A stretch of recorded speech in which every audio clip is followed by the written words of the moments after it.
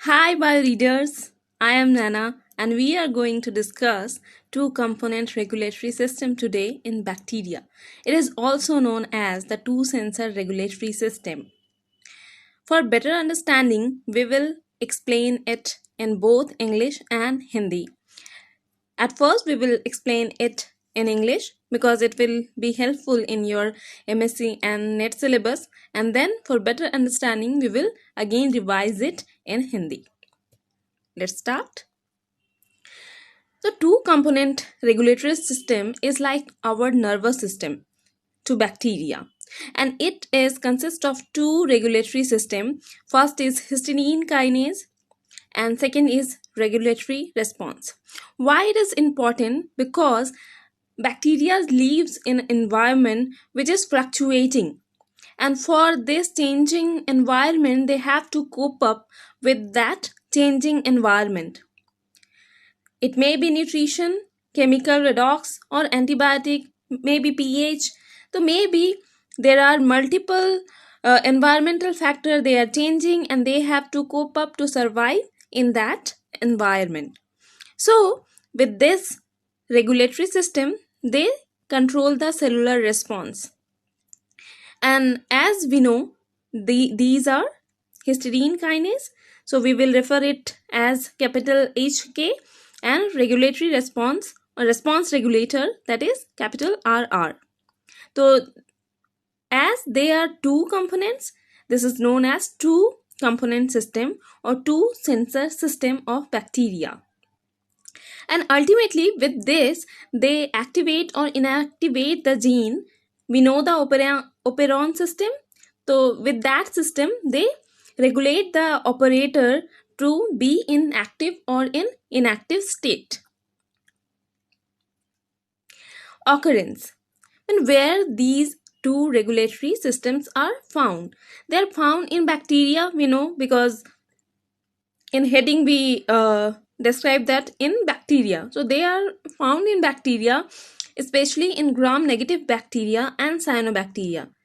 So guys, I hope you know cyanobacteria are algae actually, but they are prokaryote and much similar to bacteria, and much less in eukaryotes and archaeobacteria. As archaeobacteria are the more older bacteria, they contain less mechanism like eubacteria.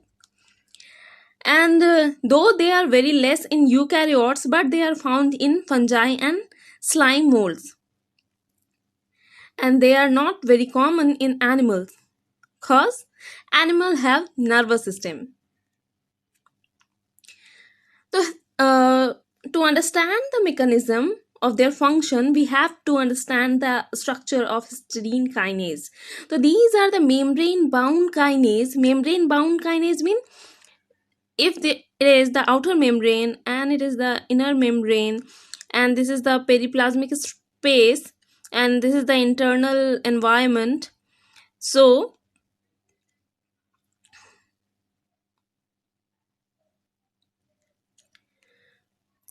this is at the inner membrane, located at inner membrane, and this is transmembrane protein, mean this protein can be the outside and inside of the inner membrane, and it contain a domain which has the autophosphorylation capacity. And if it is the three-dimensional structure which is located here, and it contain a domain which has autophosphorylation center, these domain contain histidine and one ATP binding domain, binding, and this D will be G, binding domain. Okay.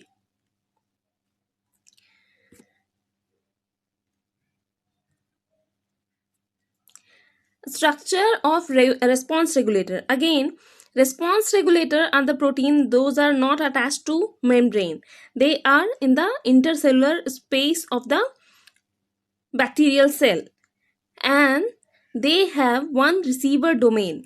So maybe they are the protein which is used only for the response receiving, and they have only one domain, or maybe these protein are acting many functions and they are also functioning as receiver of histidine kinase. So they have many domains but one receiver domain also, and they actually bind with the DNA when they get the response from the histidine kinase. Now, mechanism of action. Mechanism, like we said earlier, this is the histidine kinase, and it has a ATP binding center, and here they have the histidine kinase, histidine amino acid. So with this histidine amino acid, ATP bind here and loses one phosphorus and turned into ADP.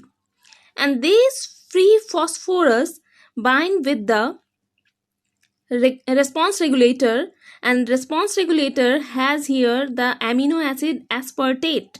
The aspartate receive this phosphorus and they change their 3D structure, that is called conformational changes. And now with this changed structure they can bind with the DNA, and binding with the DNA can stimulate it in inactive mode or in active mode according to the environment.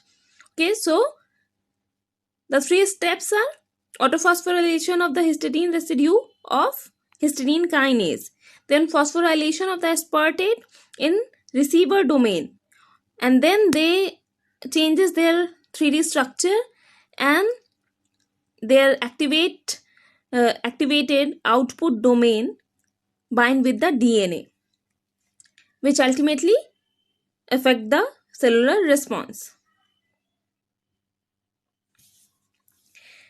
Now we can summarize this. When external environment is changed, then histidine kinase autophosphorylate its DNA, histidine with ATP, and then regulatory response regulator then catalyze the aspartate residue at the receiver domain, and then their conformational change occur, and with this conformational change their output domain can bind with the DNA. So they bind the DNA and stimulate the target gene, which ultimately give the cellular response. Now we can summarize it again speedily in Hindi. तो to regulatory system जो है, to component regulatory system या to sensor regulatory system of bacteria, वो क्यों होता है? क्योंकि वो बहुत ही तेज एनवायरनमेंट में रहते हैं और उन्हें उस एनवायरनमेंट से कोप अप करने के लिए बहुत ज़्यादा प्रोटीन्स की ज़रूरत पड़ती है, जो कि है हिस्टीडीन काइनेज और रिस्पॉन्स रेगुलेटर. ये दो चीज़ों की वजह से वो अपने चेंजिंग एनवायरनमेंट के साथ कोप अप कर पाते हैं. तो कैसे ये होता है देख लेते हैं. उससे पहले जान लेते हैं ये कहाँ मिलता है. ये बैक्टीरिया में मिलता है, ये हम जान ही चुके हैं, लेकिन ग्राम नेगेटिव बैक्टीरिया में बहुत ज़्यादा मिलता है. और ये कम मिलता है आर्कियोबैक्टीरिया और यूकैरियोट्स में, क्योंकि आर्कियोबैक्टीरिया बहुत लेस डेवलप है यूबैक्टीरिया से, और यूकैरियोट जो है वो ज़्यादा डेवलप है और उनमें अलग मैकेनिज्म काम करते हैं, इसीलिए ये कम पाए जाते हैं. जबकि यूकैरियोट्स में ये कम पाए जाते हैं, फिर भी कुछ फंजाई स्लाइम मोल्ड्स में ये मिलता है. ये प्लांट्स में मिलता है, और बैक्टीरिया भी एक प्लांट ही है, हम जानते हैं. और एनिमल्स में ये नहीं मिलता, क्योंकि हमारे पास मोर स्पेशलाइज्ड चीज़ है जिसका नाम है न्यूरॉन. अब हिस्टीडीन काइनेज में क्या होता है? ये एक मेम्ब्रेन से जुड़े रहने वाला प्रोटीन है, और ये होमोडाइमर होता है मोस्ट ऑफ द टाइम, में भी कभी कभी हेट्रोडाइमर भी होता है. हेट्रोडाइमर मीन अलग अलग तरह के प्रोटीन उसमें रहते हैं. और ये ट्रांस मेम्ब्रेन प्रोटीन है. ट्रांस मेम्ब्रेन प्रोटीन मीन अगर ये आउटर मेम्ब्रेन है और ये इनर मेम्ब्रेन है, तो ये इनर मेम्ब्रेन के आर पार है. मतलब इधर पेरीप्लाज्मिक स्पेस से ये स्टिमुलस ले सकता है, और इधर इंटरसेलुलर एनवायरनमेंट में ये स्टिमुलस दे सकता है, जिसको गेन करेगा कौन? Response regulator. अब ये जो फॉस्फोराइलेशन के लिए उनमें हिस्टीडीन एमिनो एसिड रहता है और एक एटीपी बाइंडिंग डोमेन रहता है. अब रिस्पॉन्स रेगुलेटर का क्या स्ट्रक्चर है? वो भी एक प्रोटीनेशियस स्ट्रक्चर है, और जिसका एक रिसीवर डोमेन होगा और एक आउटपुट वाला डोमेन होगा। और मे भी अगर ये प्रोटीन बहुत सारा काम करता होगा तो उसके बहुत सारे डोमेन होंगे, लेकिन एक रिसीवर डोमेन उनमें होगा ही और आउटपुट डोमेन होगा। और इस आउटपुट डोमेन की वजह से ही वो डीएनए से बाइंड कर पाते हैं। इसके बाद मैकेनिज्म क्या है? मैकेनिज्म जैसे कि हमने बता ही दिया है, ये है हिस्टिडीन काइनेज जो ट्रांसमेम्ब्रेन प्रोटीन है, और एटीपी की हेल्प से इसका हिस्टिडीन यहाँ पे फॉस्फोराइलेट हो गया और क्या हुआ, और ये फॉस्फोरस फिर ये रिस्पॉन्स रेगुलेटर का एस्पार्टेट एमिनो एसिड को जाके फॉस्फोराइलेट कर दिया।